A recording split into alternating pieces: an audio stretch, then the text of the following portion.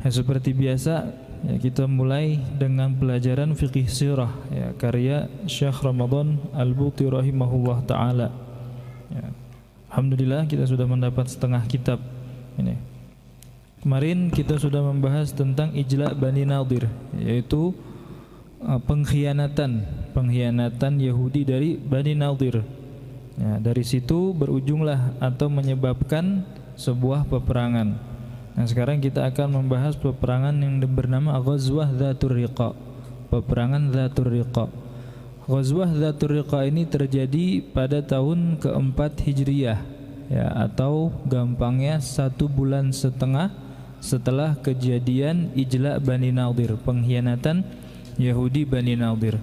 Walaupun ada sebagian ulama yang mengatakan Ghazwah ini atau peperangan ini terjadi pada tahun ke-7 Hijriyah setelah peperangan Khaybar ya, tapi kebanyakan para ulama berpendapat atau pendapat yang rajih mengatakan bahwasanya Dzatur Riqa ini terjadi pada tahun 4 Hijriyah. Ala kulli hal di sini masih ada khilaf atau perbedaan antara para ulama.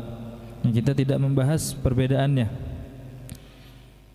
Ya, adapun sebab ya kenapa dinamakan Dzatur Riqa, ya dinamakan Dzatur Riqa ketika itu ya, ketika Rasul Shallallahu Alaihi Wasallam telah mendengar atau telah nampak ya, tanda-tanda pengkhianatan dari orang-orang Najd, ya, pengkhianatan dari orang-orang Najd khususnya dari Bani Muharib dan Bani Tha'labah.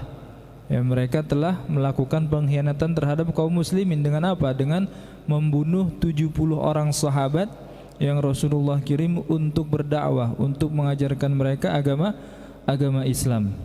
Jadi dari situ mulailah peperangan sedikit demi sedikit sampai peperangan Dzatur Riqa. Akhirnya Rasulullah pun menyiapkan pasukan ya, untuk menyerbu mereka.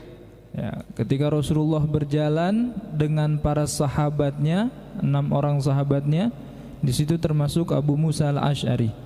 Jadi semua orangnya ada 7 ya, 6 sahabat dan Rasulullah 1. Mereka hanya menggunakan 1 onta. Nah, jadi mereka cuma punya 1 onta dan ganti-gantian.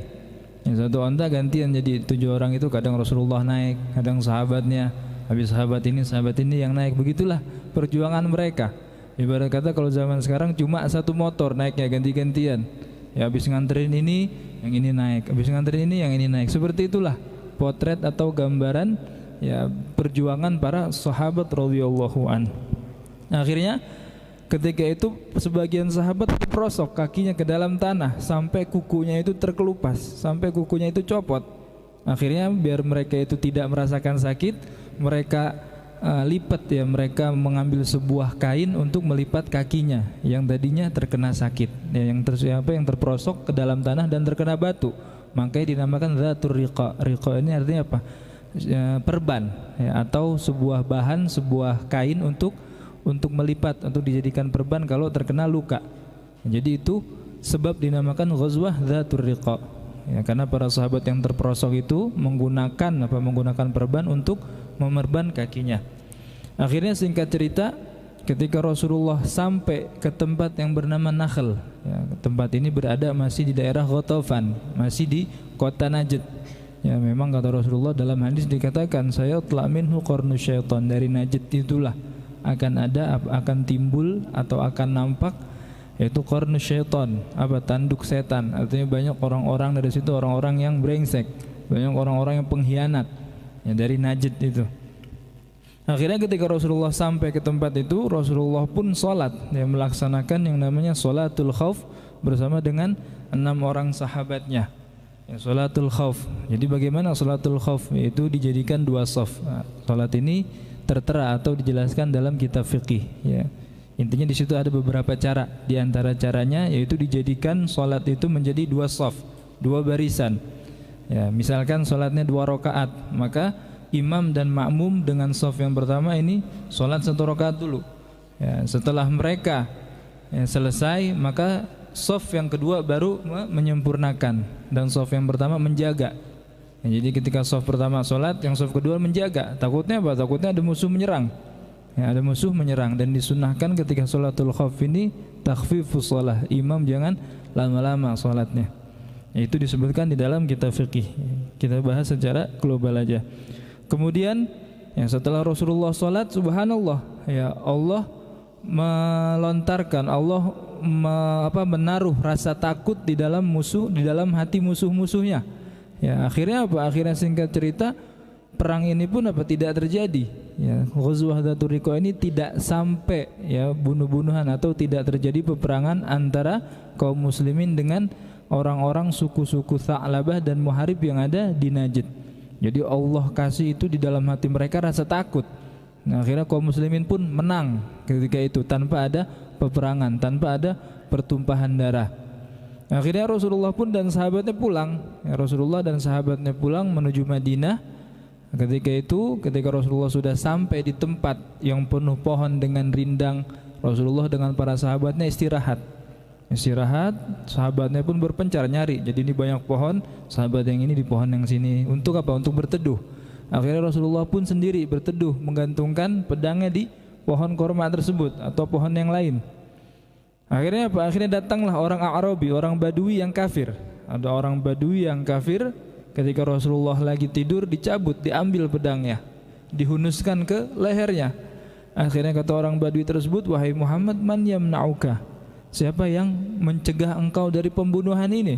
Sahabat-sahabat engkau sudah berpencar di berbagai tempat jauh untuk melindungi kamu.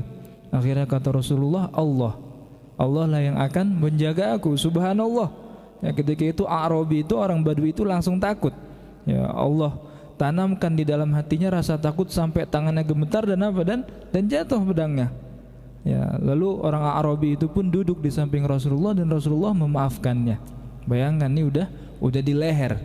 Ya, tapi karena keyakinan yang kuat, ya Allah pun Allah menolong Rasul sallallahu alaihi wasallam dari itu semua.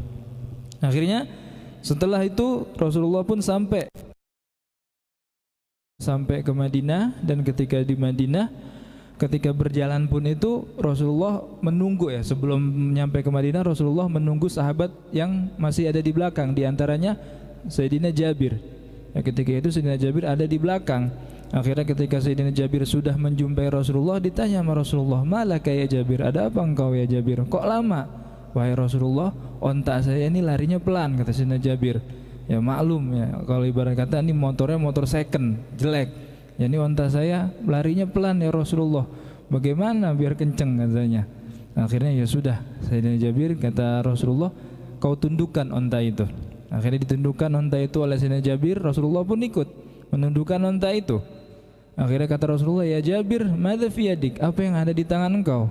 Kata Sayyidina Jabir, ini tongkat. Ya, atini, kata berikan kepada aku. Akhirnya ketika tongkat itu diberikan oleh Rasulullah, Rasulullah mendorong onta tersebut dengan tongkat yang dari Sayyidina Jabir, beberapa dorongan. Nah, dan setelah itu apa? Dan setelah itu ontanya pun lari, ya, melebihi onta-onta yang lain setelah didorong oleh Rasul sallallahu alaihi wasallam. Akhirnya kata Rasulullah, wahai Jabir, nanti kalau kita sudah sampai di Madinah, nah kita akan apa? Kita akan ke rumah engkau, kita mampir, kita duduk di sofa yang ada di rumah engkau.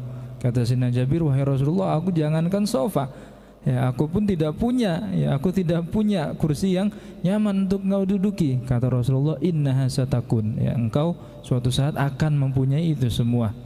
Akhirnya Rasulullah bertanya lagi, ya Jabir, ala tazawwajta ba'du, apakah engkau sudah menikah? Ya Rasulullah, alhamdulillah saya sudah menikah. Athayyiban am bikran, katanya engkau menikah dengan seorang gadis atau orang yang sudah menjanda? Ya aku menikahi dengan seorang yang sudah janda ya Rasulullah. Kenapa engkau menikahi janda ya Rasulullah? Ketika itu ayah aku sudah meninggal setelah perang Uhud, dan ayahku meninggalkan 7 anak perempuan. Ya, maka apa? Maka kalau saya mencari yang ngasih gadis, dia tidak bisa mengasuhnya, maka saya cari seorang yang janda untuk mengasuh mereka.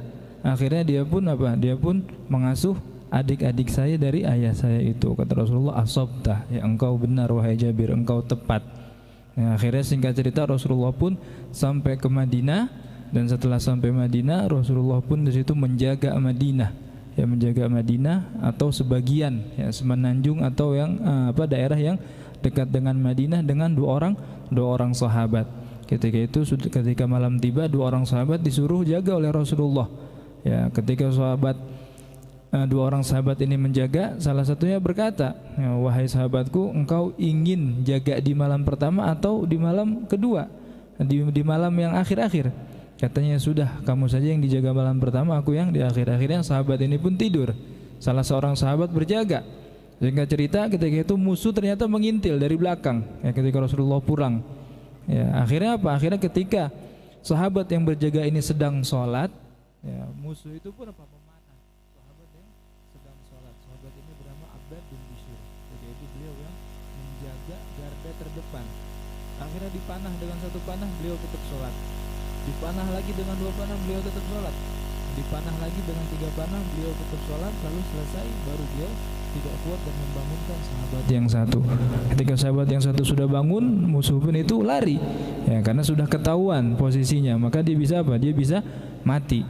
Akhirnya kata sahabat yang tadi tidur, kenapa engkau tidak bangunkan engkau?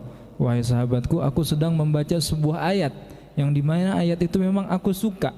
Ya, aku suka dengan ayat tersebut, maka aku tidak ingin memotongnya, maka aku biarkan engkau tidur terlelap. Sampai kapan? Sampai aku selesai. Aku sudah tidak kuat lagi. Ya, jadi karena beliau sedang baca ayat Al-Quran, tidak ingin memotongnya, diteruskan. Jadi nggak terasa itu anak panah. Yang nggak terasa anak panah yang menghujami Sayyidina Abbad bin Bishr. Dan ini beliau dimakamkan di Yaman. Ada yang mengatakan beliau ini dimakamkan oleh malaikat, makamnya di atas gunung, Sayyidina Abbad bin Bishr. Nah, makanya dari ghazwah ini kita ada beberapa pelajaran yang bisa kita ambil. Yang pertama yaitu masyru'iyatis salatil khauf. Di ghazwah Dzatur Riqa inilah Allah Subhanahu wa taala memerintahkan, ya, atau dimulai atau dimasyru'iyahkannya salatul khauf, yaitu salat dalam keadaan berperang. Salat dalam keadaan kita ini takut, dalam keadaan berperang itu sedang berkecamuk, maka dalam salat ini pun bagaimanapun caranya kita harus tetap salat. Ya, ini menunjukkan bahwasanya salat dalam keadaan apapun tidak boleh ditinggalkan, sekalipun dalam keadaan perang. Ya, Rasulullah dan sahabatnya aja masih salat dalam keadaan perang, dalam keadaan aman atau dalam keadaan perang. Ya, ini menunjukkan salat ini adalah hal yang sangat penting. Ya, karena dengan salat itulah seseorang nanti inna salata tanha 'anil fahsya wal munkar. Salat itulah yang menjaga seseorang dari perbuatan fahish dan juga perbuatan munkar. Ya, sampai-sampai Rasulullah menyuruh sahabatnya tetap salat dalam keadaan berperang, ya, dengan cara yang ada. Dan di dalam salat khauf inilah boleh seseorang tidak madhab ke arah kiblat, boleh tidak, la yastaqbil ilal kiblah, boleh dia menghadap kemana aja, apalagi kalau dalam berperang berkecamuk, ya, boleh dia salat bagaimanapun memungkinkannya. Nah, itu yang pertama. Nah, jadi salatul khauf itu disyariatkan pada tahun keempat Hijriyah ketika perang Dzatur Riqa. Ya. Itu yang pertama. Yang kedua, kita lihat betapa para sahabat mengorbankan seluruh jiwanya, raganya. Ya, padahal mereka ini hidup dalam keadaan miskin, dalam keadaan fakir. Dari mana kita tahu? Lihat aja ketika mereka berjalan dengan apa? Dengan menggunakan satu onta. Ya, berarti ini menunjukkan mereka ketika itu dalam keadaan fakir, mereka dalam keadaan miskin. Tapi hal tersebut tidak membuat mereka untuk menghalanginya. Ya, hal tersebut atau keadaan tersebut tidak menghalangi mereka untuk berjihad dan untuk menyebarkan agama Islam ke seluruh dunia, bahkan, ya, ke siapapun bahkan mereka sampaikan. Jadi inilah, ya, dari sinilah kita bisa mengambil kesimpulan bahwasanya mas'uliyatud dakwah, tanggung jawab dakwah itu akan selamanya berada di pundak kaum muslimin. Mau orang yang kaya, mau orang yang miskin, mau orang yang bodoh, mau orang yang pintar, kewajiban dakwah atau menyampaikan Islam itu semua wajib bagi kaum muslimin sesuai dengan kemampuannya masing-masing.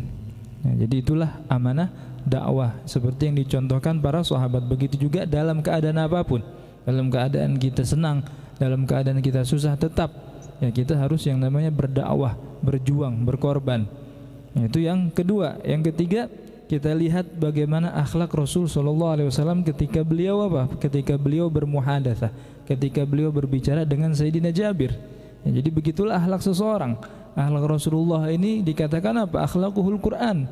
Semua yang ada di Al-Quran itulah merupakan cerminan dari diri Rasul sallallahu alaihi wasallam dan kita harus mengikutinya.